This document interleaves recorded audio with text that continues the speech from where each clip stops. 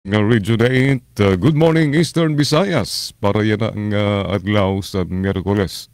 Ika-23 sa Abril tuig 2025. Kaupod ko sa kontrol si BOS Louie J. Halalon, si Ezra Tarong at si LL Gonzales. Pag may bagyo at sakuna, iyo host sa sining Wednesday edition sa Good Morning Eastern Visayas. Unahon ta. Kumusta tayo na kamutangan dito sa Borongan City. Pinagisan Radyo Pilipinas sa Borongan. Kan kaupod Dayan Camplon. Yes, Dayan, imuna.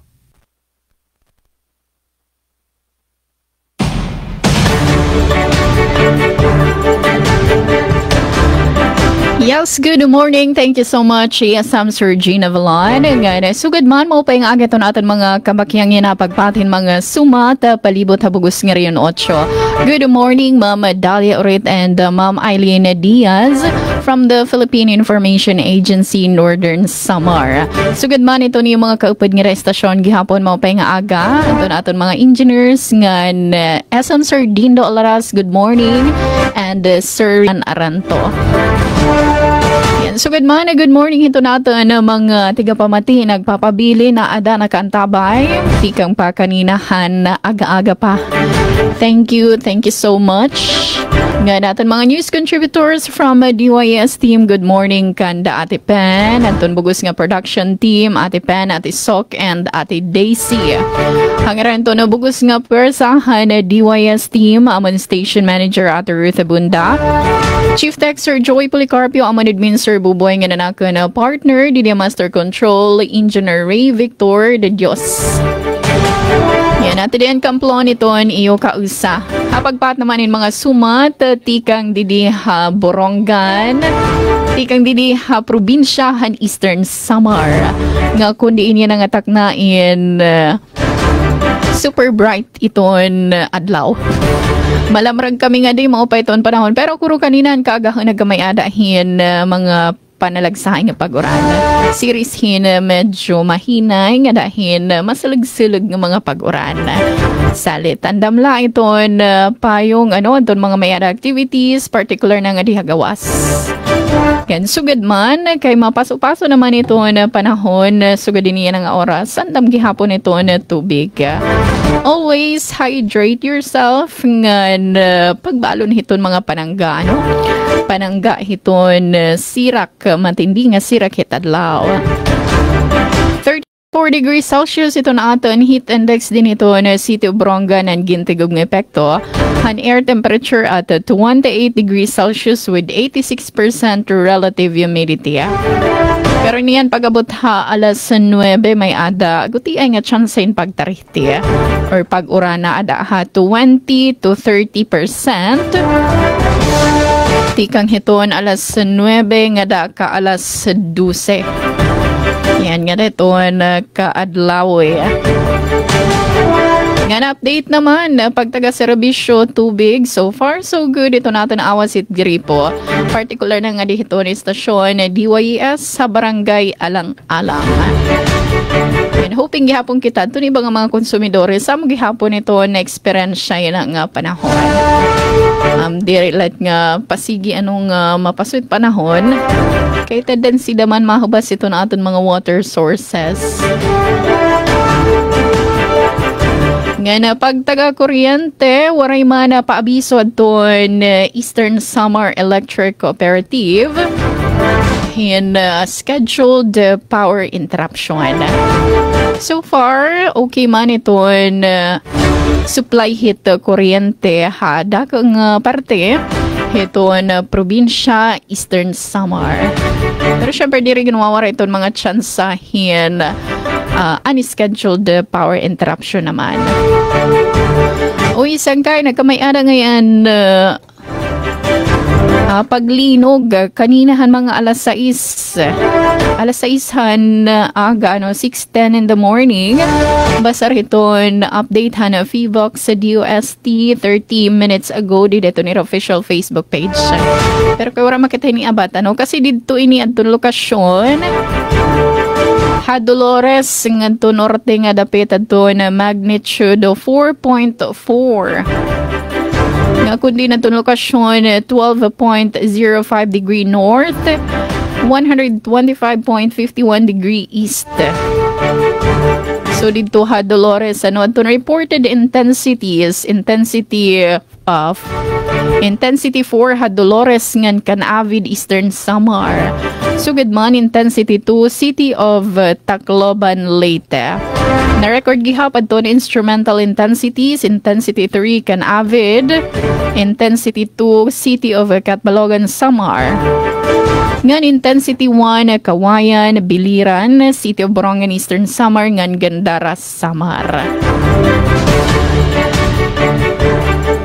Inuping kita safe lang ito natin mga igkasiestihano ng ito particular na Dolores. Antabay gihapon kita ito mga masunod pang mga updates.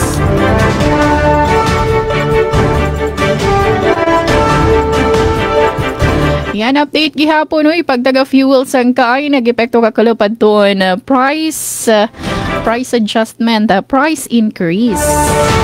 Kataliwan hadto naglabay nga simana nga rollback, nga big time rollback. Ayan nga simana nagkamay adahin pag-increase effective kakalop hinaton presyo aton mga petroleum products. So gasolina 1.35 pesos per liter aton increase. Diesel 1.30 pesos nga na kerosene 1.10 pesos. Bagabangin na kamo inabat hadton paghataasan na presyo. Niyan hadton iyo pagpagasolina. Ay kakalop pa ko no ati dayan. Balita naton mga konsumidores. Naton aton mga namamasada. Hello ito naton mga drivers. Aton mga namamasada yan ang mapaso-paso iton panahon. Yan, keep safe. Sugad man aton ibagi hapon ng may activity sa gawas.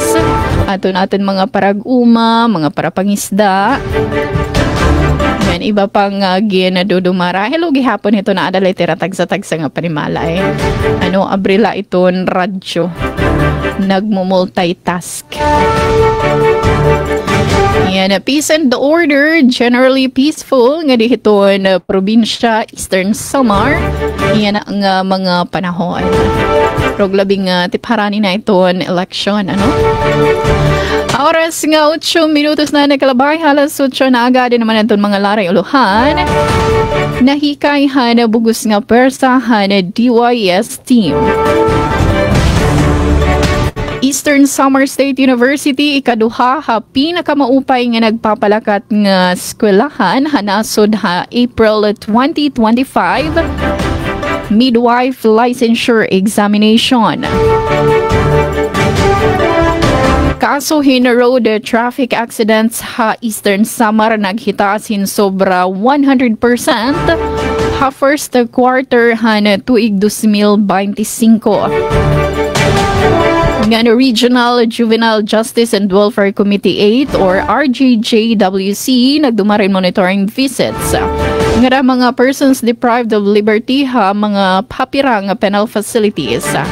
Harihiyon 8. Niyan gadton detalye pagbalik phase 2 hatan taramdan. Good morning Eastern Visayas. Back to you Sir Jin. Good morning Eastern Visayas. Yes, damo nga salamat kaupod Dayan. Ganto naman kita sa Sugod Southern Leyte sa Radio Pilipinas Sugod Southern Leyte. Pinaagi kan kauban Dalia. Yes, go kaupod Dalia.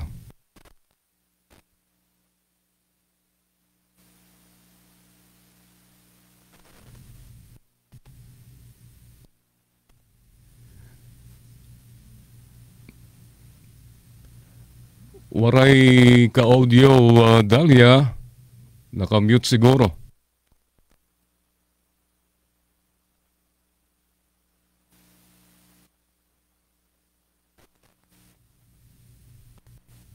Negative pa Nakamute Oo.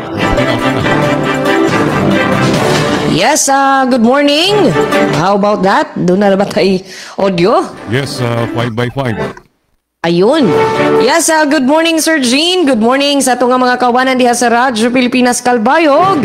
Same with Tidayan Kamplon diha sa Borongan Eastern Samar. Good morning.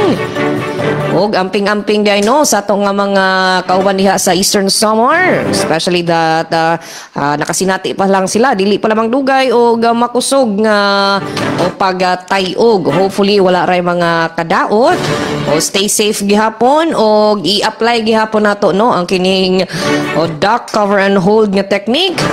O in kaso kining motukar pa ning pagtayog. Amping-amping everyone. And it's also good morning po kang Mamaylin Diaz diha sa PIA Northern Samar, ma'am. Good morning. Yes, adlaw nga Miyerkules mga higala. Oo, the sun is bright din sa Sugod, the Southern Leyte. Oo, wala gyud tay nakita nga dunay mga panagdag-om no. So we expect nga mapaso, mainit gyapon ang ato nga panahon no. Always gyapon ta nga magpainomdom sa ato nga mga kaigsunan, labi na atong mga dunay comorbidities. Yes, ayawin taon ninyo kalimti ang inyong mga maintenance nga tambal no, kato mga prone sa heat stroke, dunay hypertension, mga high blood. O ayawin taon kalimti ang inyong pag-inom sa inyong medication. And also kanunay gyud nga magsigi og inom og daghang tubig. Yes, as to update sa ito nga sugang dagitab, ato day nga ipasabot. So far, wala may gi-abiso ang ato nga Soleco nga dunay schedule sa pagpalya sa kuryente karong adlaw. Ug ipasabot day sa kooperatiba nga ang kining pre-membership orientation o PMOS nga seminar nga ipahigayon unta karong adlaw. Sa pagkakaroon is canceled. So take note, kanselado tungod kini kaya nga to nga Soleco ang mao'y host karon sa Freecor Olympics sa 2025. Sayod man kita nga kining Freecor Olympics sa kini ka federation sa ato nga mga rural electric cooperatives. 11 ka mga electric cooperatives dinhi sa Rehiyon 8 ang magtigi sa mga nagkadaiyang contest o ball games. Gani kagahapong adlaw gisugda na ang Lineman's Rodeo no, diin ang 900 kapin ka mga partisipante ang mag-compete sa mga nagkadaiyang kompetisyon.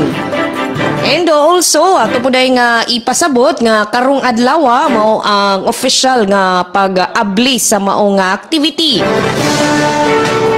Giawhag ang tanan sa pagsaksi, especially sa usa sa highlight niini ang Miss Freecor Pageant Night. Sa ato nga ipasabot sa ato nga member consumer owners, libre lamang ang pagtan-aw sa ato nga pageant diha sa ato nga Soleco main office.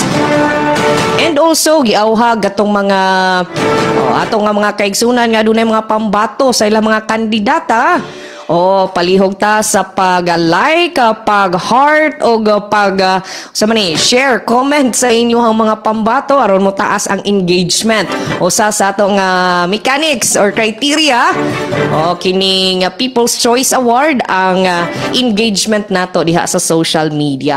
So good luck sa atong mga kandidata. Update sa itong tubig. So far, wala may abiso. So we expect ra nga tuloy ra ang kining agas sa ato nga mga gripo. No? As long as mo bayad lang ta sa ato nga mga bayro nun. Alright, bueno, dili kita maglangan para sa itong mga nahipos nga balita para karong adlaw nga Miyerkules. Mga programa sa PhilHealth gibida atol sa press conference nga gihimo sa PhilHealth Maasin. 16 ka mga atleta sa Southern Leyte State University ni sangka sa National Squaa Games.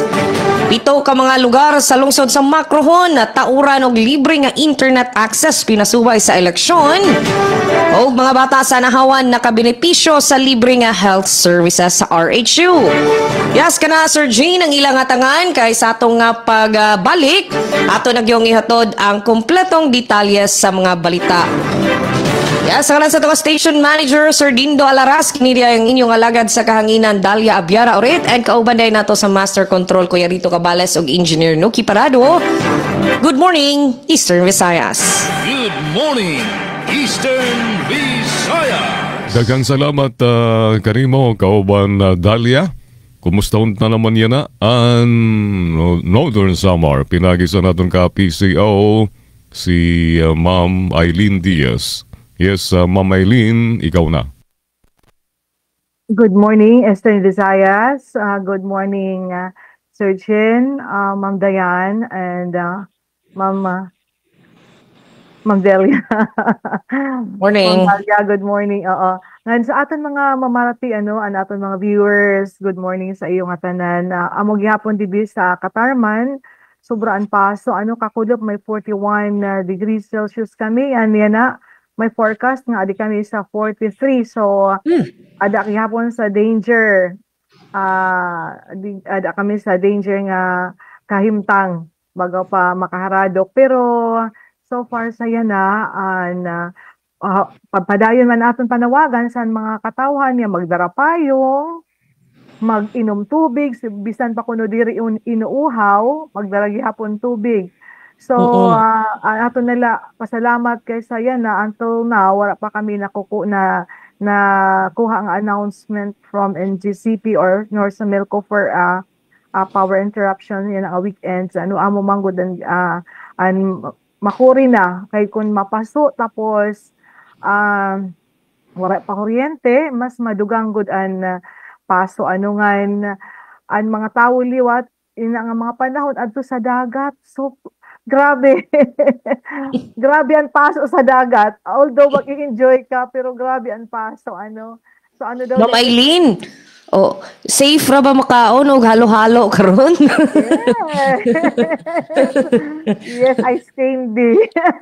Sa mga sa dili kan afford sa halo-halo pwede na ice candy. Ang balita mga best seller karon. Yeah. Daw later nga bisan ka diri tampisaw sa tubig kun adto ka sa dagat pag uli mo nakakurulpon. Grabe ang kapagalan na imo naabat. Pero ka makauupay kung pagkita sa malinaw nga dagat, pero kay grabe ang paso. So, sa Milco, wala sila ginahatag nga announcement on power interruption, pero sa kada adlaw talaga naabat naton, my good mga naapod nga panhitabo, danay naabot na malitan 30 minutes, 5 minutes, 10 minutes, pero wala good adlaw nga diri nagka-fluctuate ang naton kuryente. So pangandaman gihapon papaydaman pag nabalik ka na pag off mo natitigda pagbalik. So amo ay delikado liwat. Although March and Fire Prevention Month, pero pati yan na nga bulan labi na kan mapaso labi na sa aton mga nagsisigarilyo nga napilakla kun bisan diin kadelikado sa sunog. So, mo itong gapon aton mga panawagan, o mapaso ang panahon, pero mapaso liwat ang pangampanya sa aton mga lokal nga mga kandidato. Nadugang paso, nadugang ang init. So, mapasuan mga tatungod ini pira nala ka bula, pira nala ka, di na ada sa ikabulan pa ba? Di na Mayo. Dili, pila ka simana na lang. Oo. So, mapasuan na aton mga kandidato yan sa ira pangampanya. Yan na unta nga diri mag-abot ang punto nga mayon mawaraan kinabuhi mamumalitan an aton ginaampo. So far, peace and order pa si order namon didi maupay man an kamutangan namon didi samtang adi bago ko pa kanina mapasuan pangampanya pero so far maupay man an amon kamutangan didi generally peaceful. So para naman sa amon na laray uluhan, para niyan sa naton second part, datos sa kadamo, sa Hikas, San Paray, sa Norte, San Samar, Ridasan, katapusan nga bulan sa 2024, ginpagawasan Philippine Statistics Authority. Gobyerno probinsyal nakigsayo sa panawagan nga maging responsable sa kalibungan kasumpay sa Earth Day nga na interagency cross-learning seminar san proseso san pag-imbestigar ng kahibabruan dida san mga mando sa Department of Justice ginbuhat sana kapulisan. Amon didi amon na padayon kita nga pamati sa aton or viewers pagkita sa aton good morning Eastern Visayas para sa mga impormasyon nga damo pa nga iyo mababatian unina.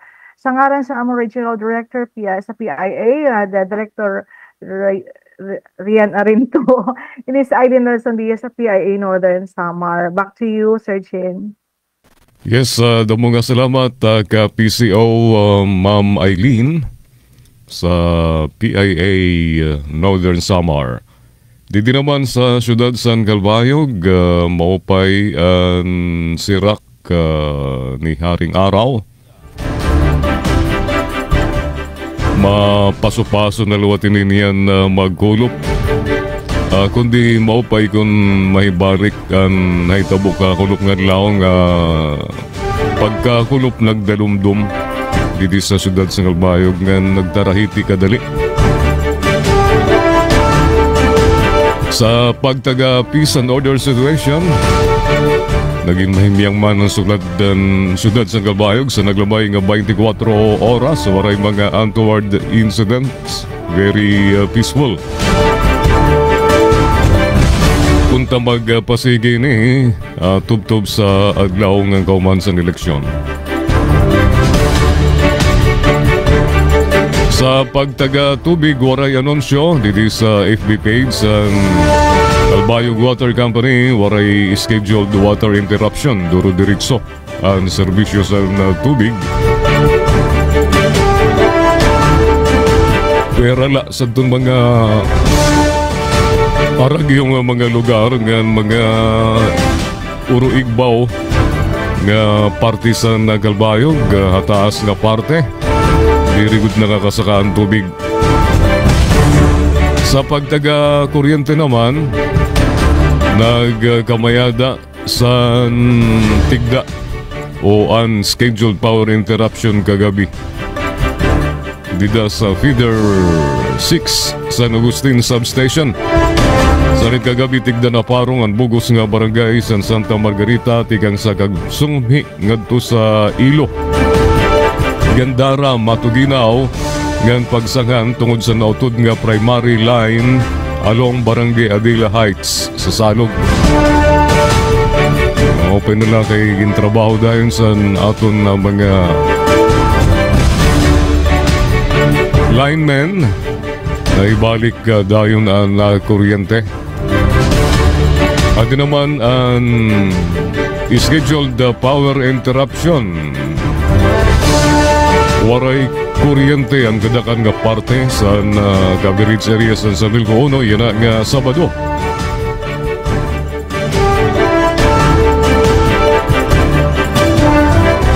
Power Service Advisory sa San Milco 1 sa aton mga tinahod nga MCOs.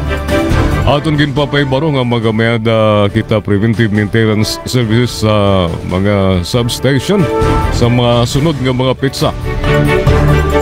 Yan nga Sabado, Abril 26, 2025. Tikang alas 5 sa kaagahon, tubtob alas 6 ang gabi, waray kuryente.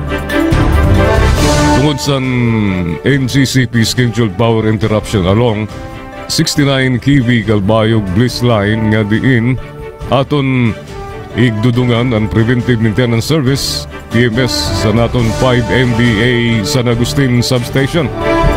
Napiktado nga lugar nga waray kuryente. Tigang alas 5 sang gagawon nga alas 6 sang gabi. Bawon mga barangay along the municipalities of Gandara, San Jorge, Matuginaw, Tarangnan, Pagsanghan, Lakipan, Barangay Kagsumhi, ngadto sa Ilo, Santa Margarita. Pinabuasan naman Domingo, Abril 27, tikang alas 6 san aga ngadto alas 6 san gabi. Calbayog gaday ni oray kuryente sa Domingo. Preventive Maintenance Services, PMS sa naton 10 MVA Kapookan Substation. Apektado nga mga lugar, bugos nga mga barangay sa Calbayog City, Lakipan, Happy Valley, ngan lateral barangays. So, din sa syudad sa Calbayog, may kuryente sa Sabado pero kinabukasan, Domingo, waray kuryente. Bugos nga coverage area. Din nila sa Calbayog City. Sa Domingo, bugos nga mga barangay sa Calbayog City, Lakipan, Happy Valley, nga lateral barangay, so waray kuryente. Pagka Lunes, Abril 28, alas 6 ang dagang nga to, alas 6 sa gabi.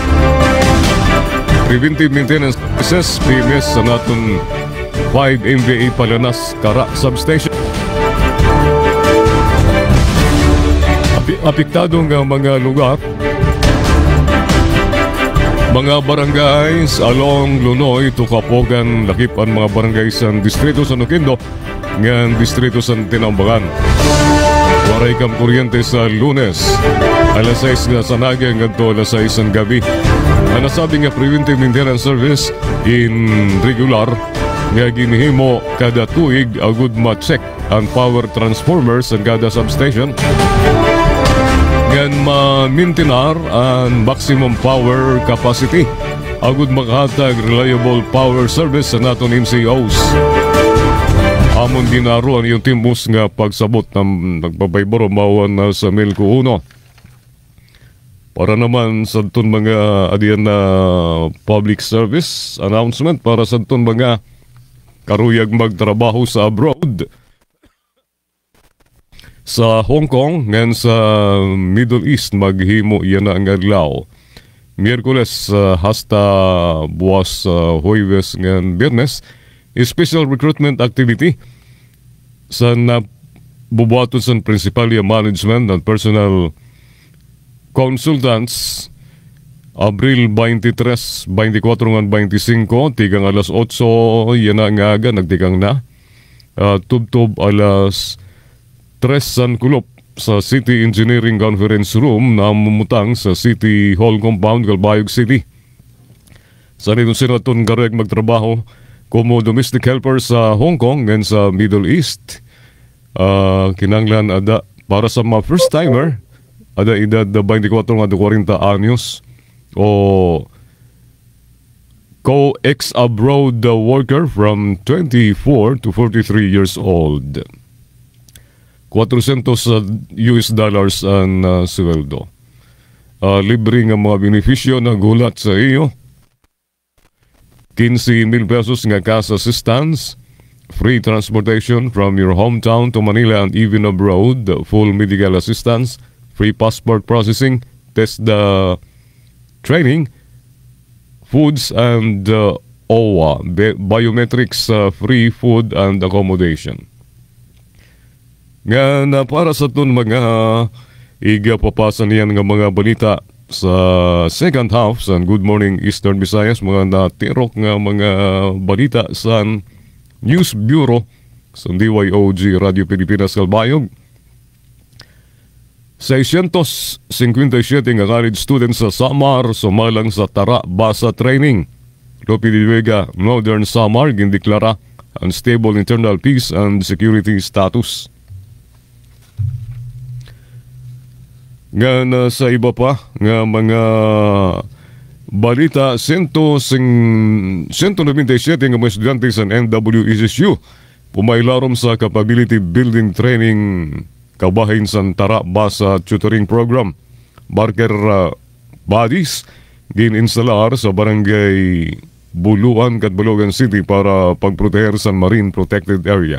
Amo to ang mga headlines sa second portion sa Good Morning Eastern Visayas. Mabalik kita kauman sa mga paibaro sa control.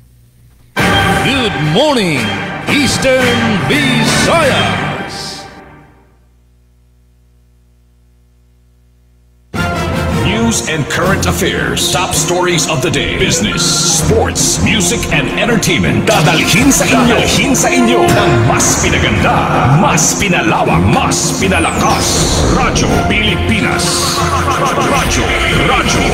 Radyo Pilipinas Kalbayo, DYOG 882 AM. Nais ni Pangulong Ferdinand R. Marcos Jr. at ng DOTR na kumpletuhin sa ikalawang quarter ang fuel subsidy distribution sa mahigit 1.3 million na benepisyaryo mula UB Express drivers, tricycle drivers hanggang sa mga delivery riders. Pinapabuti natin ang lagay ng ekonomiya. Pinapalakas din natin ang kakayahan ng Pilipino. Ito ay sa pamamagitan ng mahalagang armas ng edukasyon, magandang kalusugan at trabaho. Malaking bahagi ng pondo ng pamahalaan ay inilaan para sa mga ito. Sa ating pagtahak sa kaunlaran, walang mamamayang Pilipino ang maiiwan sa bagong Pilipinas. Matatagpuan sa loob ng New Clark City Development ng BCDA, ang STB Gigafactory, ang kauna-unahang advanced iron phosphate battery manufacturing plant sa Pilipinas. We are upskilling the required human capital that will run businesses and will drive prosperity. Clark can now host a wide range of economic activities including innovation labs, creative workshops, manufacturing concerns, leisure complexes, and a cyber corridor. Ilan lamang ito sa mga proyekto ng Administrasyong Marcos Jr. Sa nagbabagong Pilipinas, patuloy ang trabaho, patuloy ang pagbabago.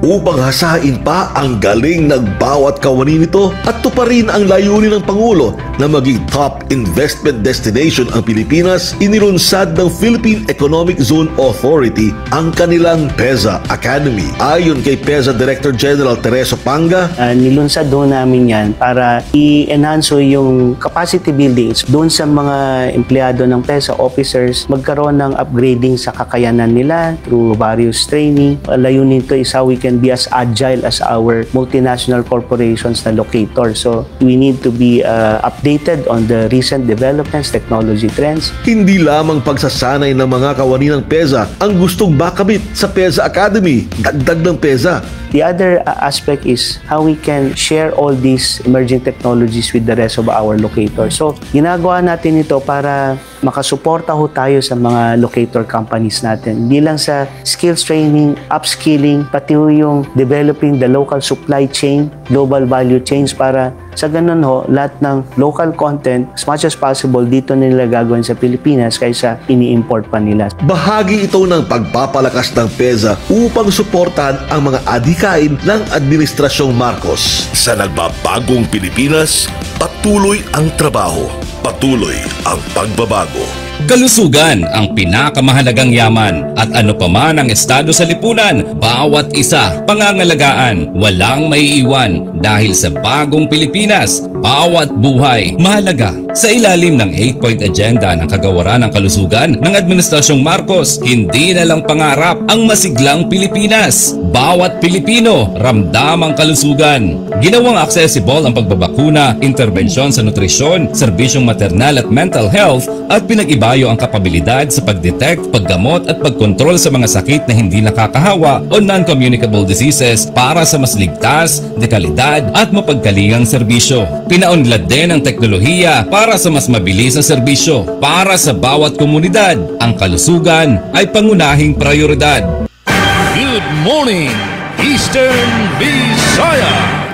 Oras naton na ingat na sa 33 minutos naglabay sa alas 8. Tigang tanaan ratsada sa naton mga balita sa Bugos ng Region 8. Unahan sa Borongan City.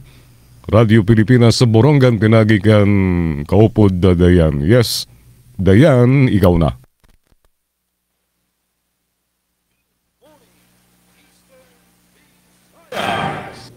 Dawang salamat Sam Sir Jean nga na good morning nga kan Jennifer Gulmatico. Thank you. Maupay nga panahon nga na France Navarrete Probe. Good morning Eastern Visayas. God bless. Para siya nga sumat na hikayhan DYS team Eastern Samar State University. Ikaduha pinakamaupay nga nagpapalakat nga eskwelahan hanasod ha April 2025 midwife licensure examination.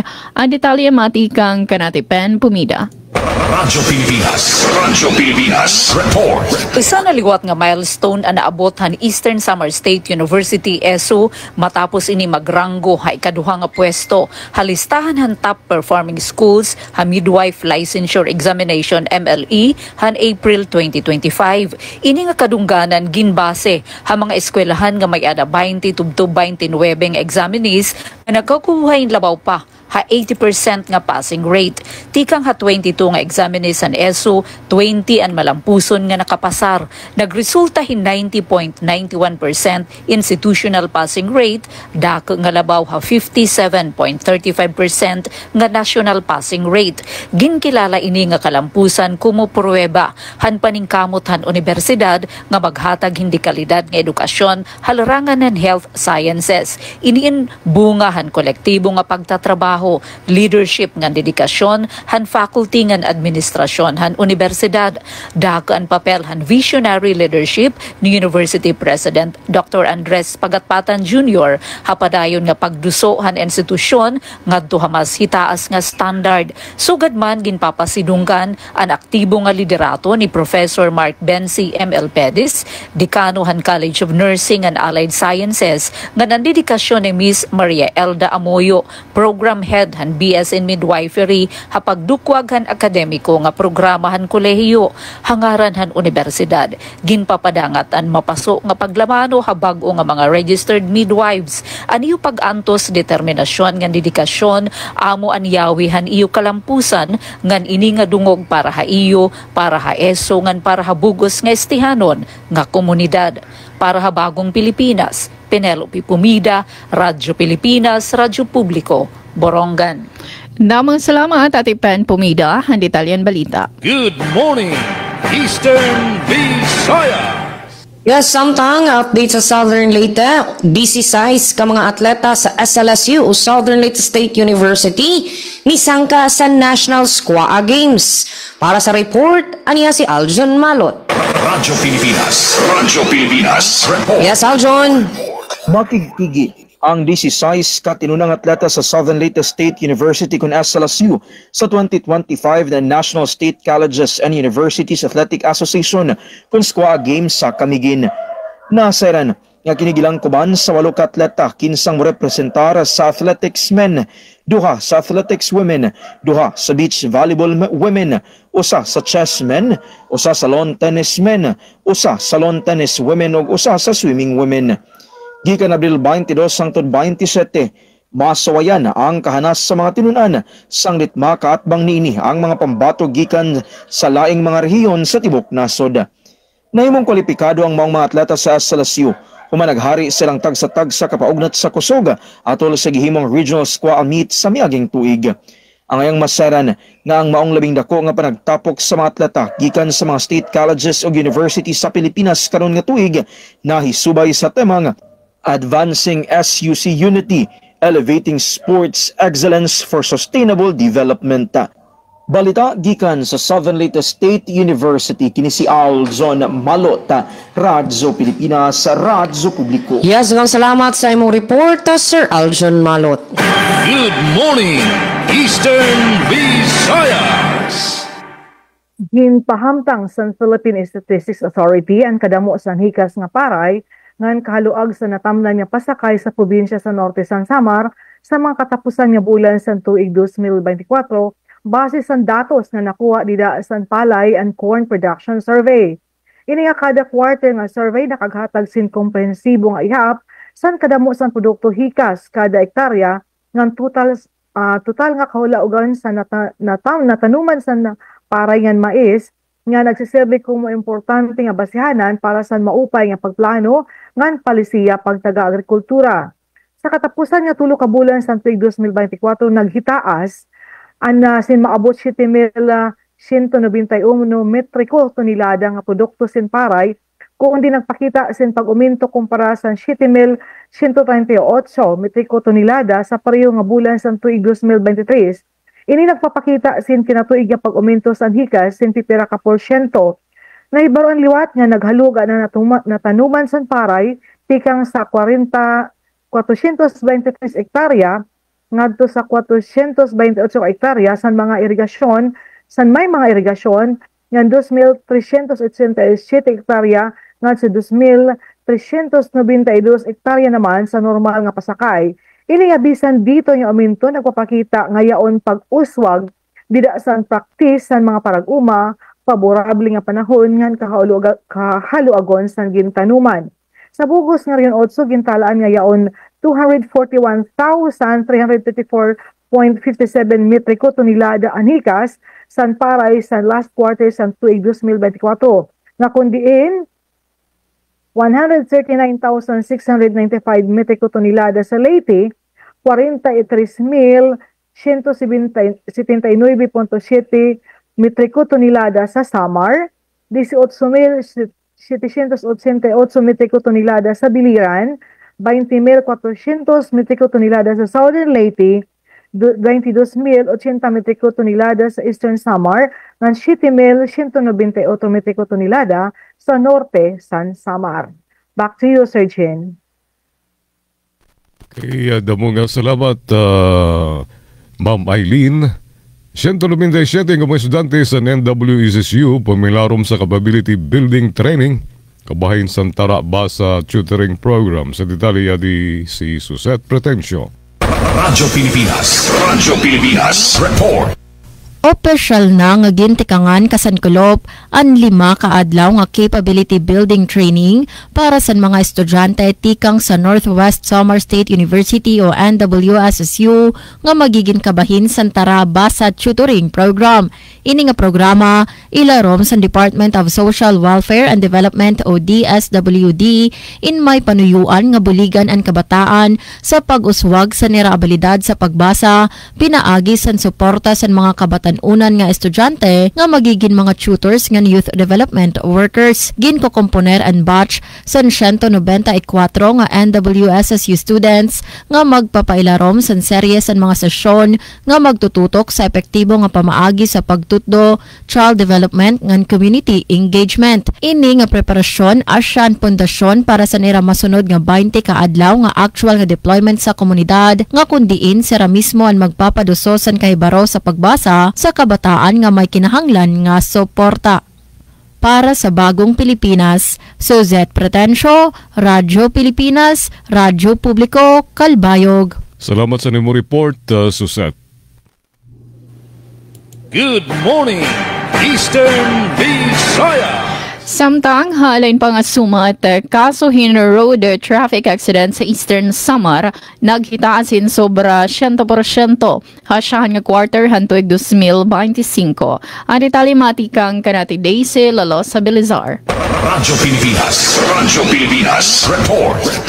Nagpahayag in pagkaalarma ni Eastern Samar Police Provincial Office kung ni ESPPO hanahitaas nga kaso in road traffic accident sa Eastern Samar matapos makapatik in 108% nga paghitaas ang aksidente sa kalsada hasyahan nga hugna hini nga tuig 2025.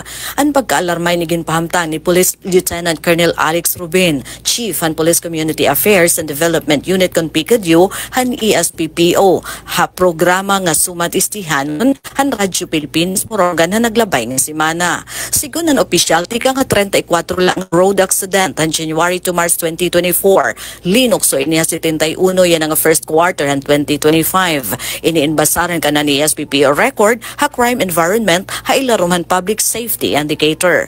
Hanasabi nga report ikang hausala nga naawat nga kinabuhi da rin aksidente ha kakalsadahan. Linok so inihawalo yan nga tuig nga equivalent in 700%. Ini ang kaso in reckless imprudence resulting to homicide. Hakaso naman nga reckless imprudence resulting to physical injury o nagkahibang darahin aksidente ha kalsada tikang ha 17 last year lin so iniha 27 o equivalentehin 58% nga iginhitaas. Samtang nga reckless imprudence resulting to damage to property tikang ha 16 sinagka ha 36 nga equivalentehin 125% nga iginhitaas. Sigun ang opisyal kadamaan haton mga nahidadabi road accident indara nga hubog it driver. Samtangan iba naman indara nga minor di edad nga kabataan na nakaputit manibela o nagmamaniho nga waray kalabutan pa habang nga balaod trapiko. Kasumpay hini na apilaran ni SPPO kapag mangulo ni Provincial Director Police Colonel Ernesto Macasil mga motorista nga diri mag-inom Hin makaharubog nga irinman kung magmamaniho hin sarakyan. Nanawagan liwati ang mga kaganak nga diri tugutan iton minor di edad nga kabataan nga magmaniho hin sarakyan para makalikay han aksidente ha kalsada. Para ang Bagong Pilipinas, Daisy Lalosa Bilizar, Radyo Pilipinas, Radyo Publiko, Borongan. Damang salamat Ate Daisy Lalosa Bilizar, han detalyan balita. Good morning, Eastern Visayas. Yes, atong dugang pa nga mga nahipos nga balita dinhi sa Southern Leyte, mga programa sa PhilHealth gibida ato sa press conference nga gihimo sa PhilHealth Maasin. Ani ang report ni Sir Javic Capiz. Radyo Pilipinas, report. Yes, Sir Javic. Nag-auhag sa tanang mga miyembro sa PhilHealth kon Philippine Health Insurance Corporation ang PhilHealth Local Health Insurance Office kon LHIO sa Maasin City, Southern Leyte nga magparehistro sa konsulta providers aron makapahimulo sa libreng konsultasyon o sa konsulta program sa buhatan. Ato sa gihimo nga press conference nga gipasugdahan sa PhilHealth kagahapon adlaw Abril 22 dito sa Slim Function Hall sa Dakbayan sa Maasin, giaso ni Misael Paigan, Chief Maasin LHIO, unsa ka importante nga makarehistro ang tanang mga Pilipino sa konsulta providers para makapahimulo sa nagkailaing serbisyo nga gitanyag sa naasoy nga programa. Base sa pinakauhing dato sa buhatan, anaas sa 25 ka healthcare facility ang accredited sa konsulta providers sa tibok probinsya sa Southern Leyte. Kinigilang kuban sa 18 ka rural health unit, 3 ka city health unit, 1 ka community hospital sa Linuan o 3 ka pribadong hospital sa lungsod sa Sugod. Matod pa nga pinaagi sa nasangpit nga programa, libre ang mga serbisyo nga itanyag sa mga accredited consulta providers sama sa consultation, health screening, laboratory test o mga tambal nga mahatag sa usa ka miyembro sa PhilHealth. Ang konsulta program sa PhilHealth nagtumong nga makapahimelos ang mga miyembro sa health check-up para malikayan ang lain-laing sakit. Samtang sa samang okasyon, gibutyag ni Asisclo Militante Jr., ang Field Operations Division Chief sa PhilHealth Regional Office 8 ang mga enhanced programs sa nasangpit nga buhatan.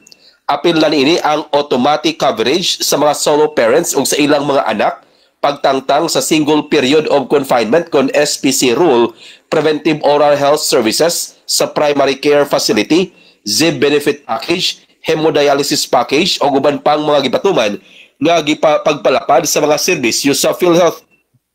Dugang pa ni Militante nga padayon gihapon karon ang PhilHealth sa pagpangita og mga pamaagi para mas mapalapdan pa nila ang paghatag og serbisyong medikal sa mga Pilipino nga nahisubay sa probisyon sa Universal Healthcare Act.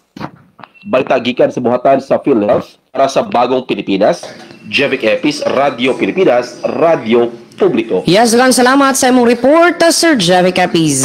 Good morning, Eastern Visayas. Gobyerno probinsyal nakigsayo sa panawagan nga maging responsable sa kalibungan sa pag-obserba sa Earth Day. Kahapon ni adlaw, Abril 21, 2025, ingintalaan nga Earth Day nga sa pag-obserba sini ang gobyerno probinsyal nakigsayo sa panawagan sa bug-os nga kalibutan nga maging responsable sa kalibungan nga magbuhat sempitad bulig para sa maupay nga klima. Ginbuhan at ang pakigsayo pinaagi sa Earth Walk maging pangunahan sa opisina sa Provincial Environment and Natural Resources, maging partisiparahan sa mga opisyalis ng empleyado sa gobyerno probinsyal. Samtang naglalakatun ang mga nasabi nga tagpartisipar sa kalsada sa Barangay Dalakit kundi nahimumutang ang Kapitulyo, siray na mumurot basura nga nanlimpya sa nasabi nga dapit. Sa laing nasumat, ang gobyerno lokal naman sa Katarman nagbuhat sa clean-up drive ng tree planting activity sa palibot sa sanitary landfill.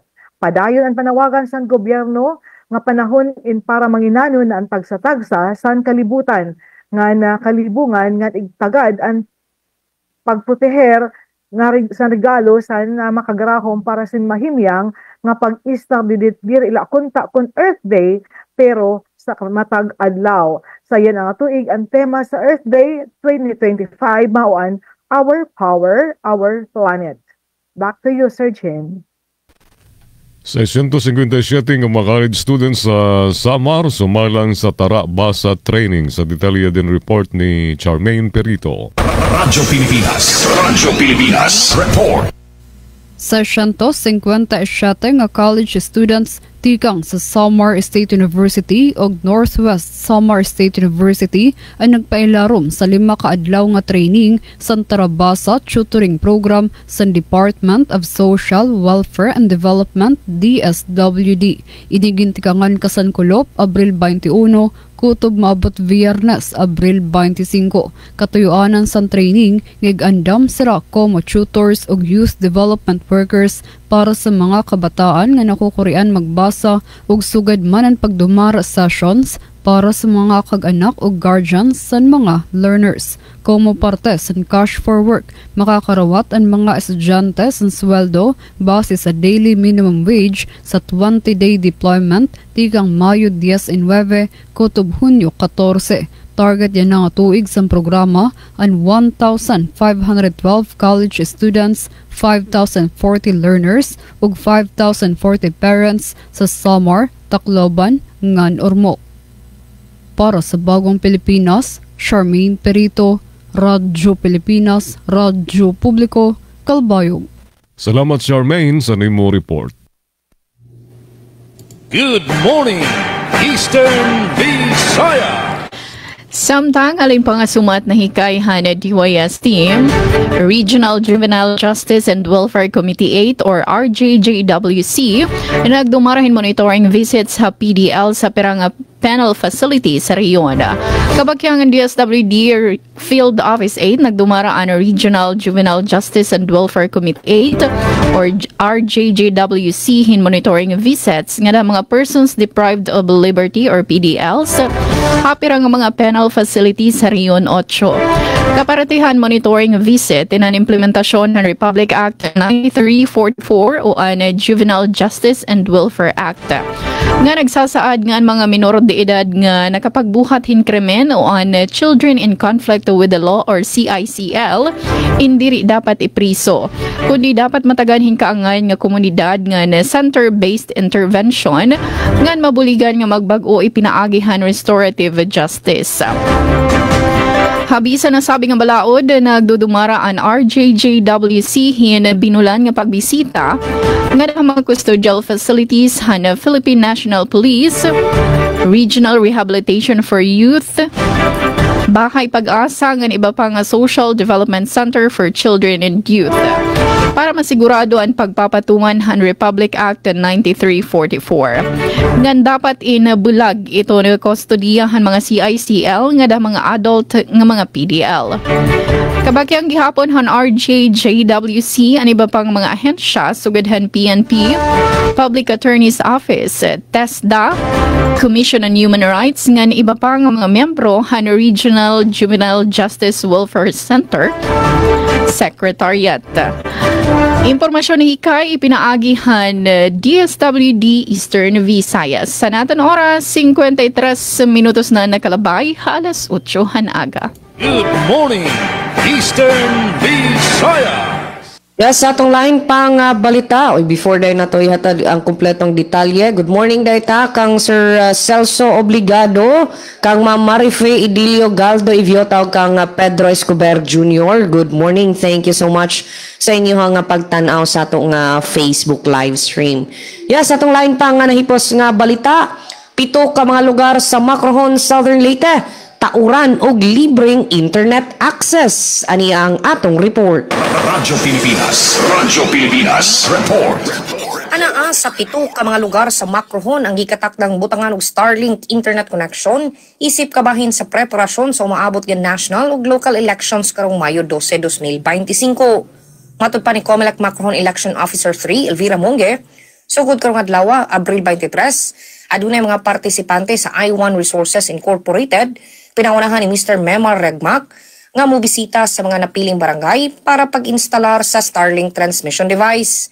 Lakip sa mga lugar nga butangan og internet access mo ang Macrohon SV Session Hall, Danao Multipurpose Building, Guadalupe Multipurpose Livelihood and Training Center, Molopolo Elementary School, San Isidro Elementary School ug San Vicente Multipurpose Building. Angay ang masayran nga ang mga napiling lugar mao ang mga gikonsiderang polling places o canvassing center sa Commission on Elections o COMELEC. Sa dugang pangkalambuan, ang Starlink o guban pa nga isupply nga transmission devices mo'y usa sa pwedeng magamit sa mga electoral board para pag-transmit sa election results. Gipaklaro usab sa opisyal nga manginano sa mga otoridad aron malikayan nga mabiktima sa fake news, misinformation o disinformation o bisan unsang matang sa dili tinuod nga impormasyon. Palita agikan sa Comelec Macrohon para sa Bagong Pilipinas, Dalia Abiara Oret, Radyo Pilipinas, Radyo Publiko. Yes, atong oras, 5 minutos na lang sa dili pa mag-alas 9 sa buntag. Good morning, Eastern Visayas.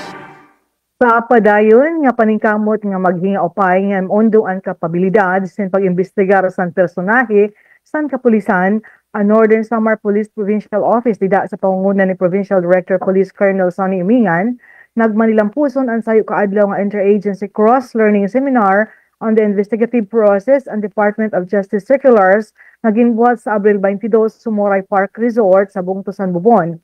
Ini nga katirok inyon panuyo nga magmakusog ang kolaborasyon nga mapahilarom ang paggisabot-sabot nga san pag-imponer san balaod nun ngan serbisyo san prosecution san pagdumara san mga kaso kriminal. Ang mga topiko nga gintagan bugat mao ang mga importante nga features san bag-o nga ginpagawas ng mga circulars san DOJ, ang tama nga pag-draft san judicial affidavits, mga kaso nga ada sa ilarom san jurisdiction san katarungan pang barangay, legal pointers san warrantless arrests, pag-execute san search warrant, ngan do's and don'ts durante san inquest proceedings ngan iba pa.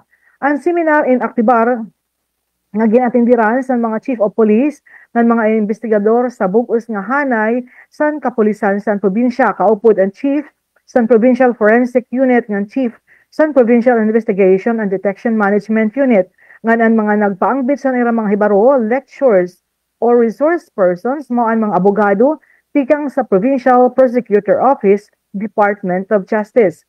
Nasugad si Umingan nga ang NSPPO padayon nga nagpapakusog sa interagency cooperation nga knowledge sharing para masiguro ang epektibo sakto nga balaod ngan timely nga investigasyon ngan prosecution sa mga kaso kriminal ngan maging tinuod nga komitibo para maipahamtang ang hustisya ngan mamintinar ang pasiorden sa probinsya.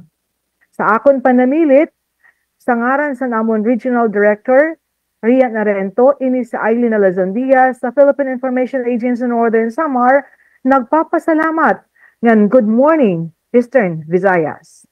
Back to you, Surgeon. Katapusan namon nga balita didi sa Radyo Pilipinas Kalbayog. Mga boys, mga panigamnan nga mga boya gin-instalar sa Barangay Buluan, Catbalogan City para pagproteher sa Marine Protected Area. Sa detalya din report ni Suset Pretencio. Radyo Pilipinas Report.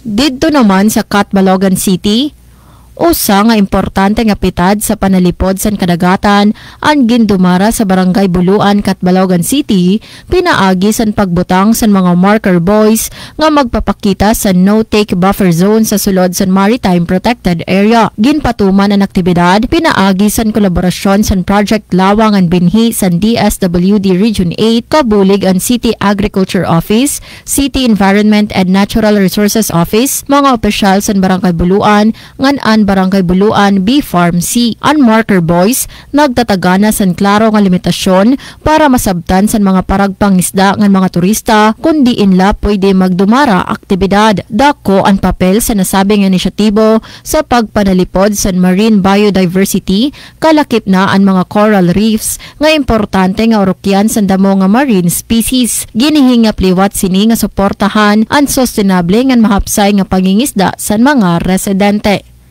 Para sa Bagong Pilipinas, Suzette Pretencio, Radyo Pilipinas, Radyo Publiko, Kalbayog. Salamat kaupod Suzette. Good morning, Eastern Visayas. Ug may na kita 1 minuto ug sa mag-alas 9. Damang salamat Sir Jean naman mauna na gihapon kami manamilit nga di. Thank you aton mga naka-partner. Sugad man natin mga news contributors sinang adlaw di kang kana Ate Pen and Ate Daisy Lolosa Belizar from DYES production team. Ang aran niton bugus nga person DYES amon station manager at Ruth Abunda. Chief Tech Sir Joy Policarpio amon admin Sir Buboy nga nanakon partner di Master Control Engineer Ray Victor de Dios. Damang salamat gihapon adto nag-comment ngan hello nga dakan Kuya Paul Hornada and Barion family dida halo ng Dolores. Ayan, sunod nga ha parehong oras nga ni stasyon din hila aton taramtan. Good morning Eastern Visayas. Good morning, Eastern Visayas. Yes, indeed, it's true. Wala na tayong igong oras. Daghang salamat kaayo sa mga nag-uban kanato karong buntaga. Ni sa Radyo Pilipinas Sogod. Among temporaryo nga panamilit. Daghang salamat kaayo. Thank you po sa ato nga mga nagkontribuer sa balita.